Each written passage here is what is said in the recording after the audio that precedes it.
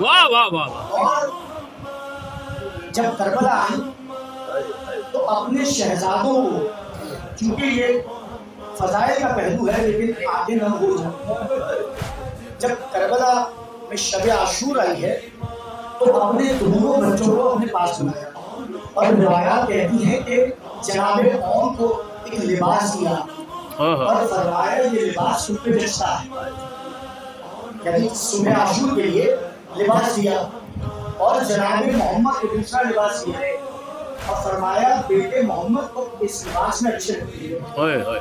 اور 3 وعدے ہیں جو اپنے بیٹوں سے لیے. پہلا وعدہ کہ کل جنگ کرتے کرتے اگر نہر تک پہنچ جاؤ خبردار پانی نہ پینا مانگوں سے پہلے. دوسرا وعدہ ایسے لشکر پہ حملہ کرنا کہ لشکر والے چکرا جائیں. روایات یہی نہ سمجھتے ہیں، یعنی ان کو اس بات کا علم نہ ہو کہ حملہ کس جانب سے ہو رہا ہے. کیوں کہ تم جعفر تیار ہوتے ہو، تمہاری لوگوں میں 2 علمداروں کا خون ہے، ایک جعفر تیار، دوسرے حیدر کرار.